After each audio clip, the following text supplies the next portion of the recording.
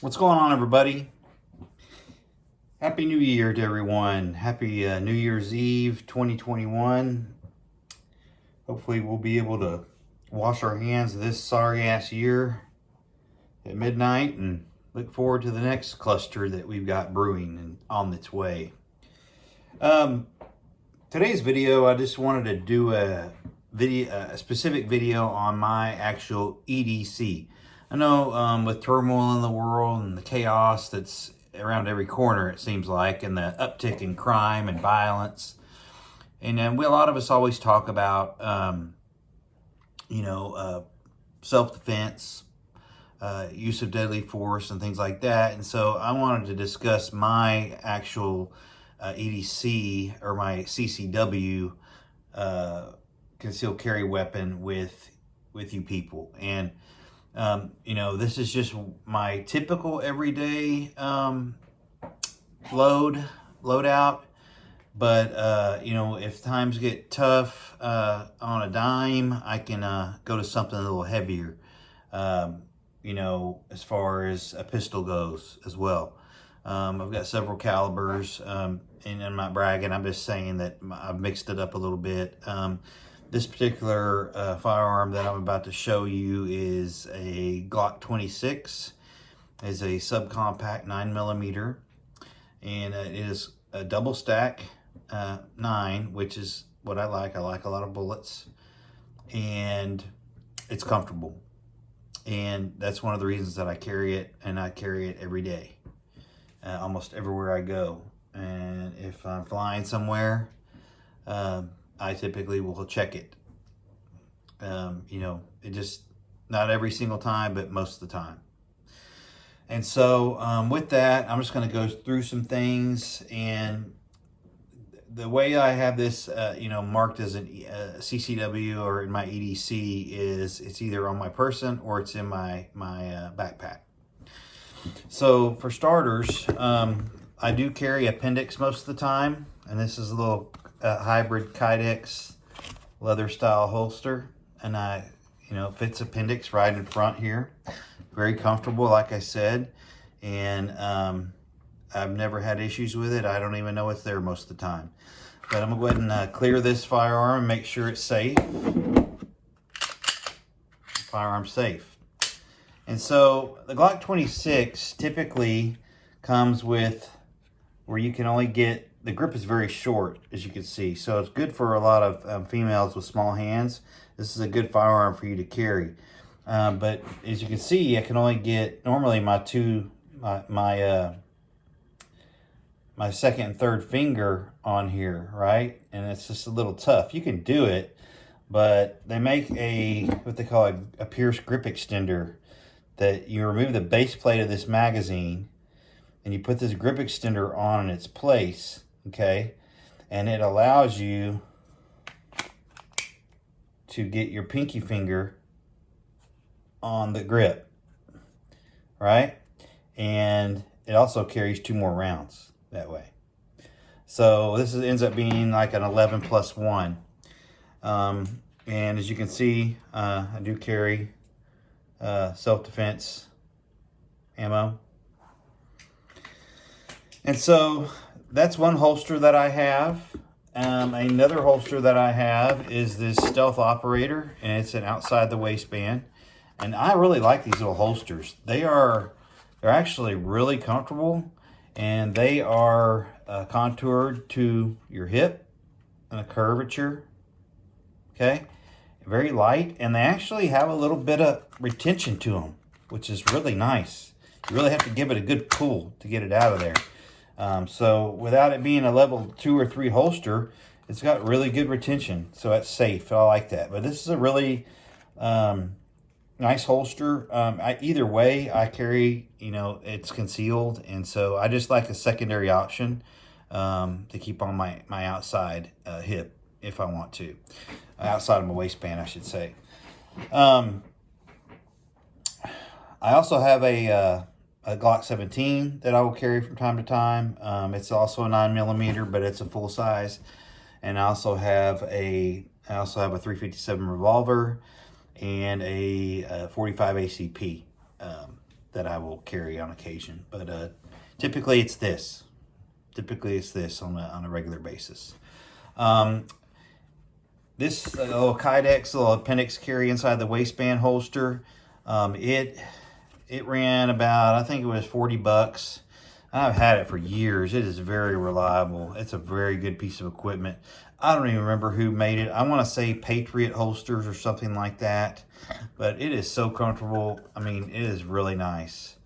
And it just sits right in my waistband, and I don't have any issues. I can carry it appendix or off the hip. Either way, you know, it works great. No issues at all. And this little Stealth Operator holster, it probably ran me, I want to say around $35. And I did get this at Academy. And so they have pretty good prices, and they carry a long line of these holsters right here. But I have tons of holsters, but these are the two main ones that I have with me all the time. So in conjunction with the weapon and the two holsters, and this all goes into a little fanny pack that I have that's converted to a big, you know, carrying system that actually goes inside of my backpack if I, you know, so desire. So it's basically a bag and within a bag. I have 2 additional mags that I carry loose. I have another 2 full mags in this little mag pouch here. It's just a little cheap nylon, you know, lightweight mag pouch, but I could throw it on quick, and I've got a couple extra mags. I can throw these other 2 in my pocket, put this one on my belt. So I'm carrying 5 mags with me, so that's 50 plus rounds right there. I also keep a couple of extra boxes of this Hornady critical duty ammo in there. And I just like to have a lot of bullets. You never know where you're going to be. You never know if you're going to be caught out somewhere. You don't ever know what the situation's going to be, right? You may not be able to get back home. You may be stuck out, you know, on a trip or wherever, and you may not be able to get ammo. But I think it's important that people think this through, you know, and whatever you carry, think about, if I'm stuck somewhere for a week, what am I going to do? At a minimum, you know. And I wanted to show you guys and gals another feature for this particular firearm is that I did some custom stippling on this thing. I did it myself. A lot of people have it done. But the Glock, you know, grips and frames are really slick. But this gives it a nice textured feel, and you can really feel it, you know, in your hand, you know, and I like to have something to hold on to that's just a little bit better feeling than slick plastic, basically polymer. And so I really thought that was a nice, you know, touch.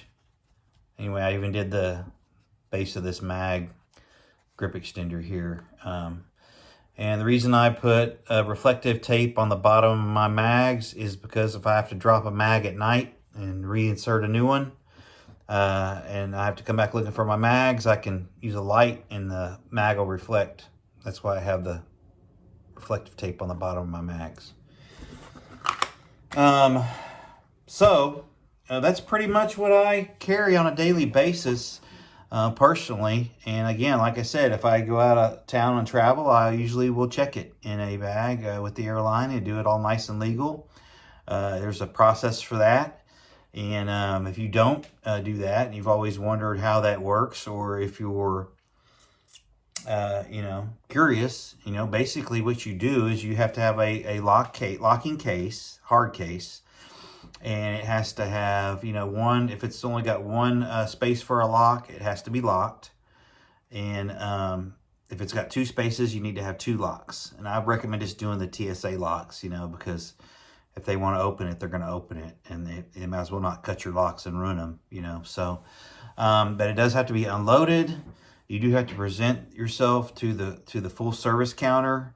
And you have to, you know, identify as you carrying and wanting to check a firearm. They'll say, let me see it. You open it up, show them that it's unloaded. You will put it back together, lock it, fill out a form. They will tape a little white card to the top of the case and put it back in your checked luggage. And they will mark that bag with a red and white tag that basically says, it basically is an identifier that there's a firearm in there. And then they will take it from that point and put it on the conveyor belt, and that's it. Sometimes they ask you to wait around a little bit for TSA in case they have any questions for you. I've never been asked anything at all. It takes about an extra 10 minutes of your day to check a firearm at an airport. So anyway, hey, I just wanted to show you guys and gals what I do. I don't know all the ways. That's just my way. And I hope that everybody's taking this seriously, because I really think things are going to go haywire really fast. And you don't want to be caught out and be caught short.